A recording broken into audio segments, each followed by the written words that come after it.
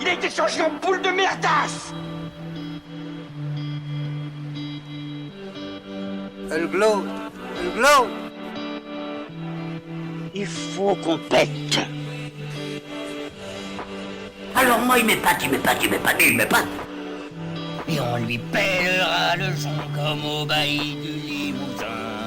On a pendu un beau matin, on a pendu avec ce tripe. Flattez-moi. Eh ben la denrée, on est en France. Allez, cul sec. Bonjour, bienvenue sur Histoire d'en dire plus. Aujourd'hui, on s'attaque à un film adapté d'un comics de DC, mais pas forcément un auquel vous attendez. C'est The Watchmen, les gardiens, tiré du roman graphique. Allez, c'est parti, mon kiki. Alors, The Watchmen, les gardiens, ou Watchmen en anglais seulement, ce qui veut dire la même chose, Watchmen en anglais c'est les gardiens. Je sais pas pourquoi en France ils ont mis Watchmen, les gardiens, c'est répété 2 fois la même chose. Au Québec au moins ils ont gardé les gardiens, et là c'est plus clair. C'est un film américain de super-héros réalisé par notre cher ami Zack Snyder, donc très bon réalisateur, sorti en 2009. C'est l'adaptation du comic Watchmen d'Alan Moore et Dave Gibbons, édité par DC Comics. Le film se déroule dans une réalité alternative où les États-Unis et l'Union soviétique sont sur le point d'entrer en guerre et où un groupe de super-héros enquête sur une machination qui semble dirigée contre eux, mais cache en fait un plan plus global. Cette adaptation, mise en chantier et abandonnée plusieurs fois par des sociétés de production différentes, ce qui a causé un conflit juridique entre la 20th Century Fox et Warner Bros. Studios, qui a mené le projet à bien. Avant la sortie du film, le tournage s'est déroulé à Vancouver de septembre 2007 à février 2008. Le film n'a remporté qu'un succès commercial modeste par rapport à son budget et a profondément divisé la critique. Il a remporté le Saturn Award du meilleur film fantastique. Pour moi, il fait partie de films cultes parce que si vous avez lu le roman graphique, vous verrez qu'il reprend les cases du roman graphique par plan par plan. Et il respecte l'œuvre originale, mais vous ne pouvez pas savoir à quel point c'est exactement, on a la même ambiance, les mêmes couleurs, les mêmes angles de vue, tout est repris de ce roman graphique d'Alan Moore et Dave Gibbons, comme je vous ai dit. Donc, comme acteurs principaux, on n'a pas d'acteurs très très connus. On a Patrick Wilson, on a Jackie Earle Haley qui joue Rorschach, qu'on a déjà vu dans quelques films. Billy Crudup aussi, Malin Ackerman et Kala Gugino. Malin Ackerman qui est un peu plus connu. Société de production Lawrence Gordon Productions, DC Comics, Warner Bros, Paramount Pictures et Legendary Entertainment. C'est un film qui dure 162 minutes, c'est pas rien.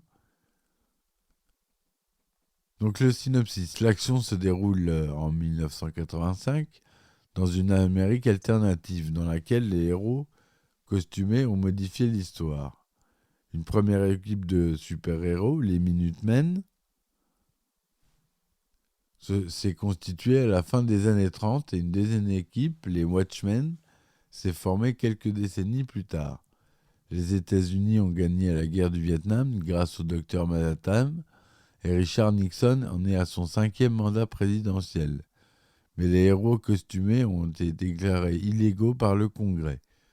Ils ont tous pris leur retraite, sauf 2, le brutal et cynique comédien, qui travaille à présent pour le gouvernement, et le paranoïaque et incontournable Rorschach, qui est recherché par la police. Le monde se dirige quant à lui vers une guerre nucléaire entre les États-Unis et l'Union soviétique. Lorsque Blake, alias le comédien, est défenestré après un violent combat dans son appartement, Rorschach mène l'enquête pour découvrir qui l'a tué. Il découvre que Blake était le comédien et en conclut que quelqu'un veut éliminer les héros masqués et il essaie de prévenir ses camarades retraités, son ancien partenaire Daniel Dreiberg, le Hibou 2, ainsi que Jonathan Osterman, le docteur Manhattan, et Laurie Jupiter, le spectre soyeux 2, qui vivent ensemble. Dreiberg est incrédule, mais va pourtant informer de cette hypothèse le milliardaire Adrian Van Heidt, Ozymandias, qui l'écarte. Manhattan accueille quant à lui la nouvelle avec indifférence. Lors de l'enterrement de Blake, chacun des anciens Watchmen, à l'exception du spectre soyeux, qui n'est pas venu aux funérailles, se souvient du comédien et des actes qu'il a commis. Le docteur Manhattan se souvient de la cruauté du comédien après qu'il s'est fait balafrer par une jeune femme au Vietnam. Ozymandias de la première réunion de les Watchmen, au cours de laquelle le comédien s'est moqué d'eux, et Dreiberg du comportement du comédien tirant sur la foule en colère pendant la grève de la police. On découvre aussi que le comédien a tenté de violer Sally Jupiter, la mère de Laurie, ainsi que le premier spectre soyeux. Après les funérailles de Blake, Rorschach va voir Moloch, l'un des anciens ennemis du comédien, car il l'a aperçu lors de l'enterrement. Rorschach l'oblige à lui révéler comment il connaissait la véritable identité du comédien, et Moloch lui apprend que ce dernier était venu lui rendre visite, sans masque, ivre et apparemment bouleversé, peu de temps avant sa mort. Lors d'une interview télévisée, le docteur Manhattan est accusé d'avoir provoqué un cancer chez son ancienne petite amie, ainsi que chez d'autres personnes qui ont travaillé avec lui avant l'accident scientifique qui lui a donné ses extraordinaires pouvoirs. Le docteur Manhattan s'exile sur Mars, donnant ainsi à l'Union soviétique la confiance suffisante pour envahir l'Afghanistan en son absence. Plus tard, la théorie de Rorschach semble se confirmer quand Veidt, qui avait depuis longtemps révélé son identité secrète au monde, échappe à une tentative de meurtre par un homme qui se suicide pour éviter d'être capturé. Rorschach se fait peu après arrêter par la police pour le meurtre de Moloch. Sa véritable identité est révélée au grand jour. Pendant ce temps, Laurie, qui s'est séparée de Manhattan, reste avec Dreiberg et les deux anciens super-héros deviennent plus proches. Surtout lorsqu'ils reprennent leur costume pour tenter de libérer Rorschach de prison. Rorschach fait vivre un véritable enfer aux détenus, en particulier à l'un de ses anciens adversaires, Big Boss, qu'il finit par tuer pendant l'émeute de la prison, après avoir retrouvé son masque et ses anciens amis venus le libérer. Le spectre soyeux retrouve ensuite le docteur Manhattan. Il l'emmène sur Mars, et alors qu'elle lui demande de sauver le monde, explique qu'il ne s'intéresse plus à l'humanité. Comme il sonde les souvenirs de son ami, il découvre que le comédien était son père. Son intérêt pour l'humanité renouvelé par cet ordre improbable d'événements, le docteur Manhattan revient sur Terre avec Laurie. En poursuivant leur enquête, Rorschach et le hibou découvrent que Veidt est derrière toute cette conspiration et Rorschach note ses soupçons dans son journal. Rorschach et le hibou affrontent Veidt, habillé dans son costume d'Ozymandias dans sa base en Antarctique. Ozymandias confirme qu'il a tué le comédien et provoqué l'exil du docteur Manhattan, ainsi que l'arrestation de Rorschach. Il a aussi organisé sa propre tentative de meurtre pour se laver de tout soupçon.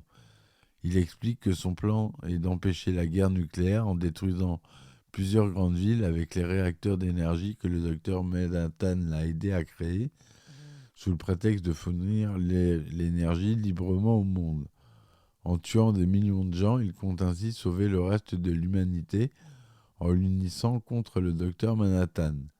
Rorschach et le hibou essaient de l'arrêter, mais Ozymandias lui est supérieur en combat. Ozymandias révèle alors son plan est déjà mis à été en exécution. Les plus grandes villes du monde sont détruites et le monde entier pense que le docteur Manhattan en est responsable. Le spectre soyeux et le docteur Manhattan arrivent au milieu des ruines de New York et comprennent que tout ceci est l'œuvre d'Ozymandias. Ils se téléportent en Antarctique pendant que Veidt se retire. Juste après sa victoire sur Rorschach et le hibou, le docteur Manhattan est décidé à se débarrasser de Veidt, qui tente vainement de l'éliminer, mais celui-ci abat son dernier atout, une nouvelle du journal télévisé dans laquelle le président Nixon déclare que les États-Unis et les Soviétiques se sont alliés contre leur ennemi commun, le docteur Manhattan.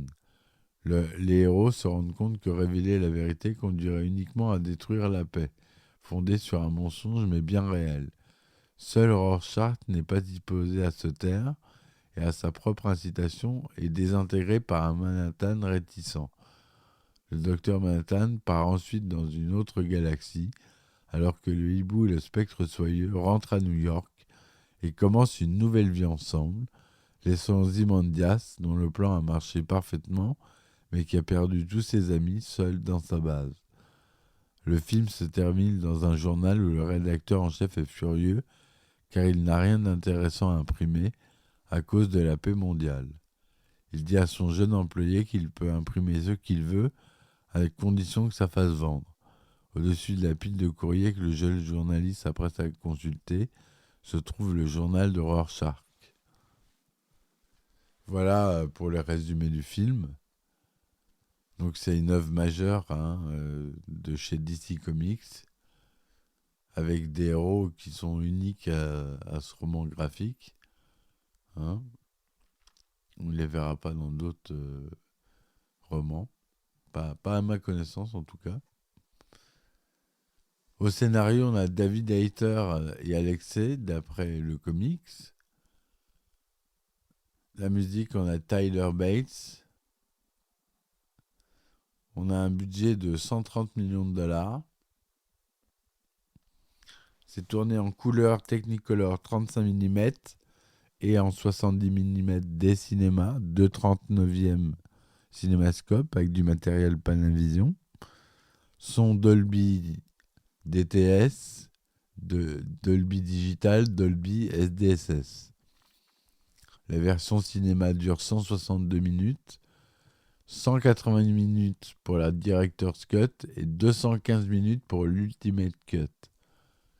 Celle que j'ai achetée en Blu-ray 4K. Et elle est vraiment superbe. Il y a plein de plans qui sont dans la BD. J'avais la BD pendant que je regardais le film pour retrouver les plans du film. Et ils sont bien dans cette Ultimate Cut à voir. Elle est je crois pas qu'il est ressorti au cinéma. Je sais que donc la sortie en France, c'était le 4 mars 2009. Aux États-Unis, le 6 mars 2009. Donc il est sorti en France avant les États-Unis. Pourtant, c'est un film américain, mais des fois, ça arrive que les films sortent avant en Europe. Aux États-Unis, il est interdit au moins de 17 ans. En France, interdit au moins de 12 ans. Et en Belgique, il est tout public. Et la télévision, par contre, en France, il était interdit au moins de 16 ans. Donc, la distribution, je vous fais grâce à Patrick Wilson qui joue le hibou, Jackie Earle Haley qui joue Rorschach, Malin Ackerman qui joue le Spectre Soyeux 2, Billy Crudup qui joue Dr Manhattan, Matthew Good qui joue Ozymandias, ça je vous l'ai déjà dit, Jeffrey Dean Morgan le comédien.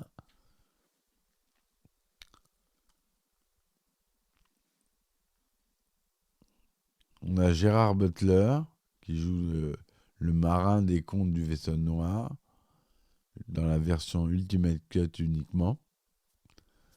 Je l'ai vu je l'ai pas vu hier, non, je l'ai vu il y a 3 ou 4 jours. Et je l'ai remarqué qu'il y avait Gérard Butler qui fait une apparition dans le film. Le film est adapté du comics, publié par DC Comics entre 86 et 87. Outre les inévitables différences entre un livre et une bande dessinée originale et son adaptation cinématographique, la principale différence est à la cause du cataclysme provoqué par Ozymandias. Dans le comics, c'est la téléportation d'un faux extraterrestre, en fait une création de Veidt Ozymandias, qui cause la mort de millions de personnes à New York, alors que dans le film, Ozymandias fait croire à l'humanité que le docteur Manhattan attaque simultanément différentes villes du globe. Pour Bob Reack, ce changement s'explique en fait par le fait d'avoir une fin qui soit plus en phase avec les préoccupations contemporaines d'un monde post-11 septembre. Quelques autres différences sont de moindre importance. Après la confusion qui survient lors de l'interview télévisée du Dr Manhattan, c'est le public qui est téléporté hors du studio. La téléportation du Dr Manhattan sur Mars ne survient que plus tard. La version Director's Cut corrige ces différences et l'Ultimate Cut aussi. Holly Mason, le premier hibou, est massacré par des membres d'une bande de jeunes voyous. Cette scène est présente dans la version Director's Cut du film et non dans la version originale. Lorsque Walter Kovacs devient réellement Rorschach, tel qu'il explique à son psychiatre, il ne laisse pas le criminel brûlé vif, mais le tue d'un coup de hachoir à viande. Pardon. Dans le film, le docteur Manhattan utilise ses pouvoirs afin que Laurie se rende compte que le comédien est son père. Dans le comique, Laurie arrive à ses conclusions par ses propres moyens. La bande dessinée fictive Les Contes du Vaisseau Noir n'est pas présente dans la version première du film. Elle a été réintégrée sous son titre original Tales of the Black Fighter dans le montage Ultimate Cut du film. C'est Gérard Butler qui prête sa voix au pirate maudit de l'histoire.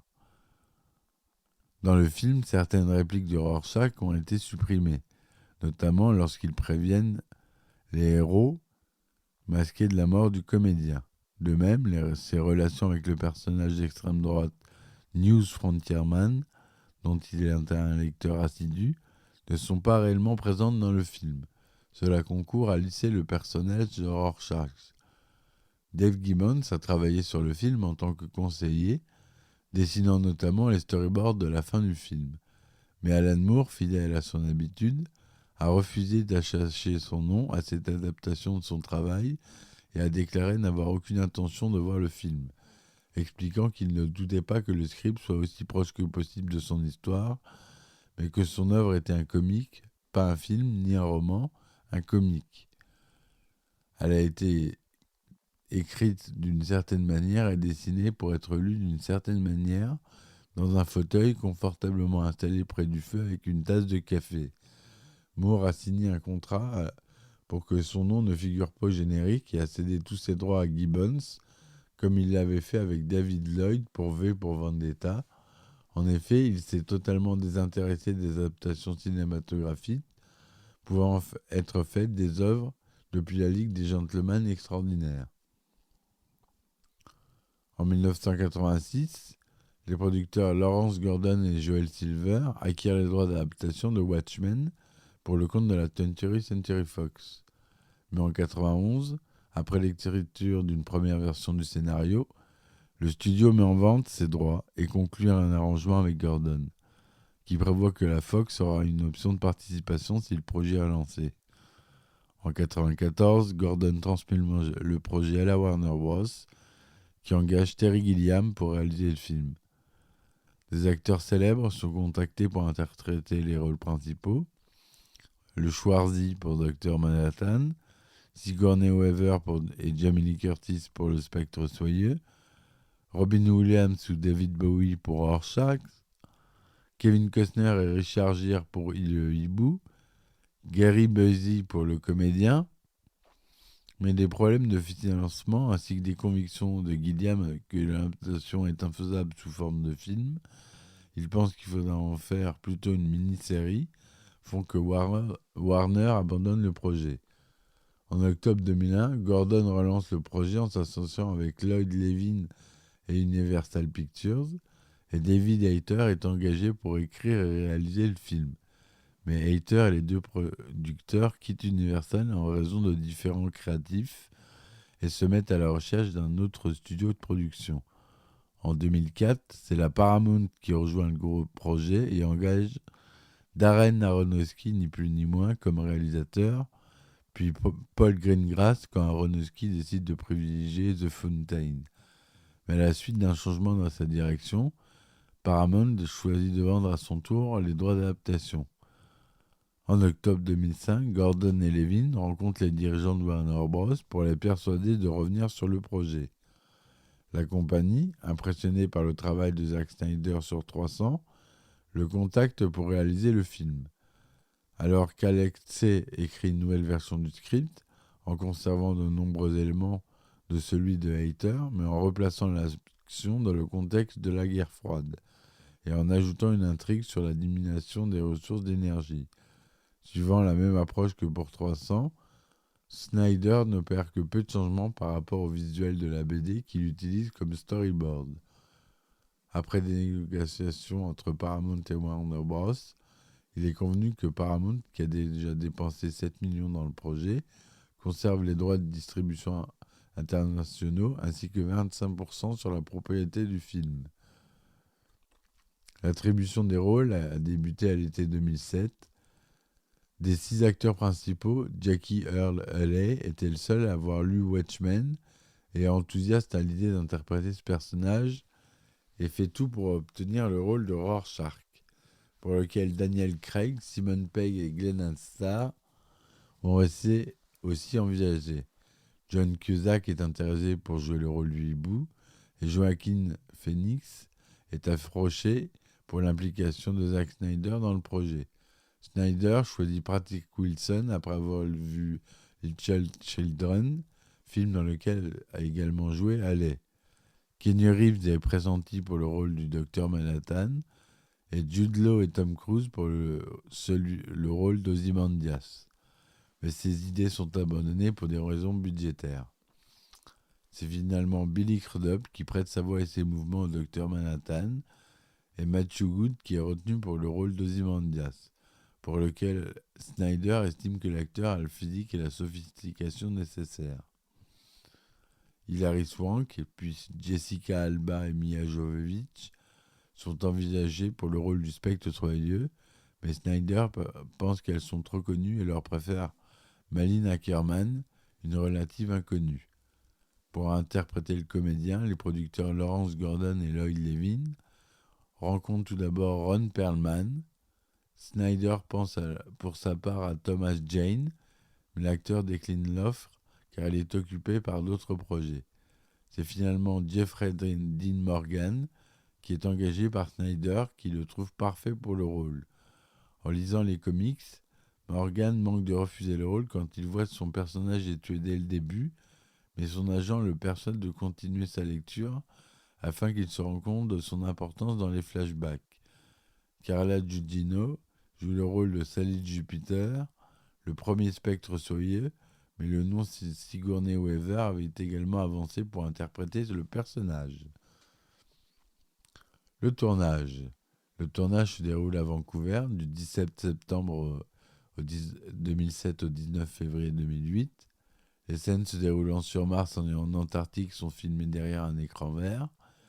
Les dessinateurs Adam Hughes et John Massaday sont engagés pour travailler sur le design des costumes. Des changements assez importants sont opérés pour le design des costumes du hibou, du Spectre Soyeux d'Ozymandias. Snyder tenant notamment à rendre le costume du premier plus effrayant et à intégrer des vêtements et des objets égyptiens chez le dernier. Le chef décorateur, Alex McDowell, rend hommage à Dr Folamour pour le design de la salle de réunion de Nixon et son état-major, et à l'homme qui venait d'ailleurs pour celui de l'appartement du Dr Manhattan. Les effets spéciaux sont utilisés pour 1100 plans et un quart des effets fait appel à l'infographie.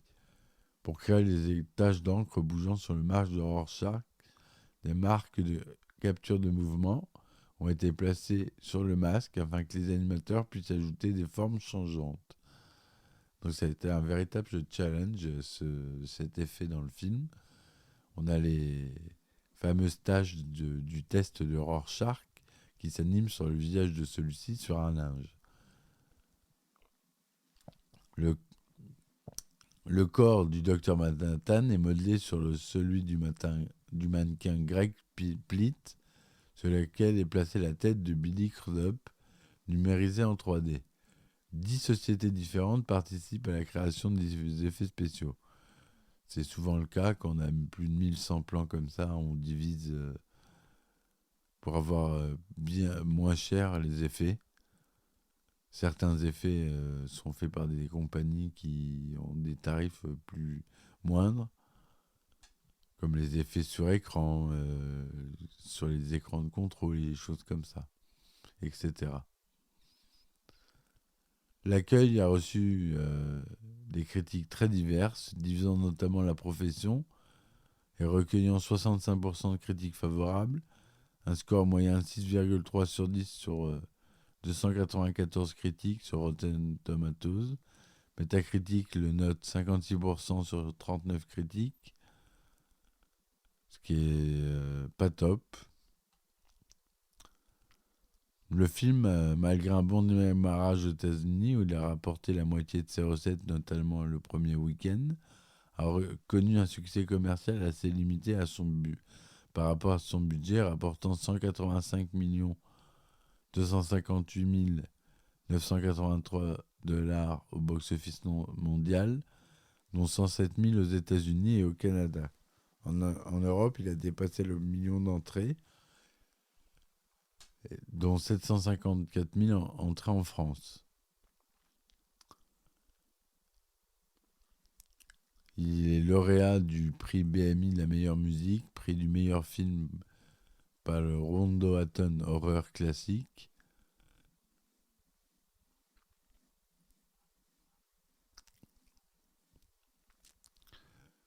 Voilà, il y a The Watchmen The End is Night, un jeu vidéo qui est disponible tout d'abord en téléchargement sur Steam, sur PlayStation Network et sur Xbox Live. Il sert de prélude au film tout en respectant l'ordre chronologique du comic. C'est un beat'em all en 2 parties dans lequel le joueur incarne Rorschach ou le deuxième hibou, en mode coopération qui permet à jouer en 2 écrans séparés. Donc, Watchmen il est sorti en DVD et en Blu-ray le 21 juillet 2009 en région 1, le 9 septembre 2009 en région 2, la version Director's Cut comportant plus de scènes, pour un total, donc on avait dit, de 186 minutes, pour approfondir l'histoire, est sortie uniquement en région 1, de même qu'une version Ultimate Cut en 5 DVD qui ajoute au film tout ce qui concerne la BD. Les contes du vaisseau noir, lus par un personnage du film et qu'on voit toutes ses formes et formes d'un film d'animation, ainsi qu'environ 3 heures de bonus.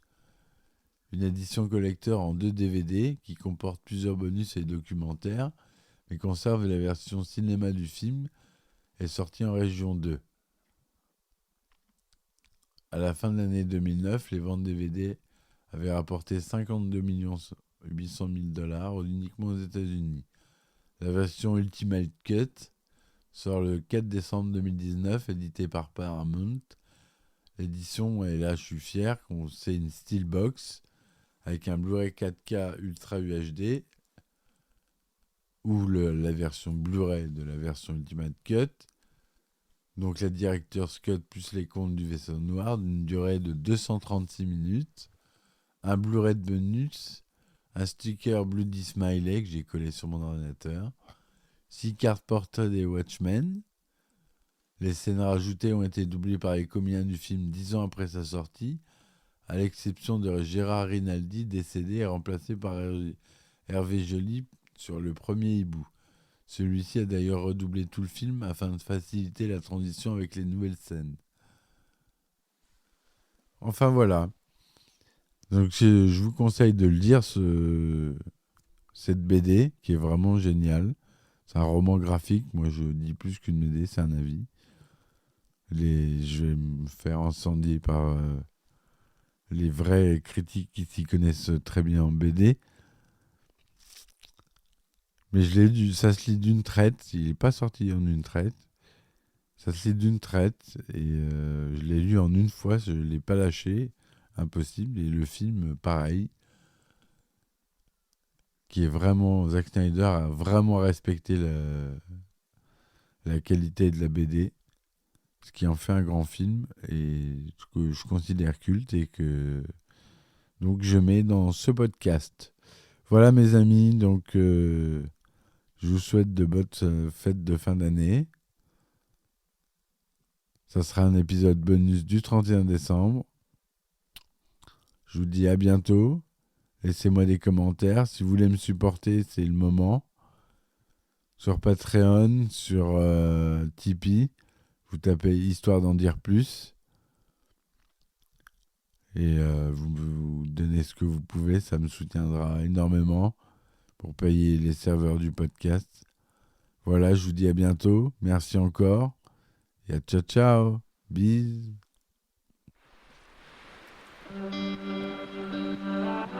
Il a été changé en boule de merdasse. Elle glow. Elle glow. Il faut qu'on pète. Alors moi il m'épate. Et on lui pèlera le son comme au bailli du Limousin. On a pendu un beau matin. On a pendu avec ce tripe. Flattez-moi. Eh ben la denrée, on est en France. Allez, cul sec. Hop.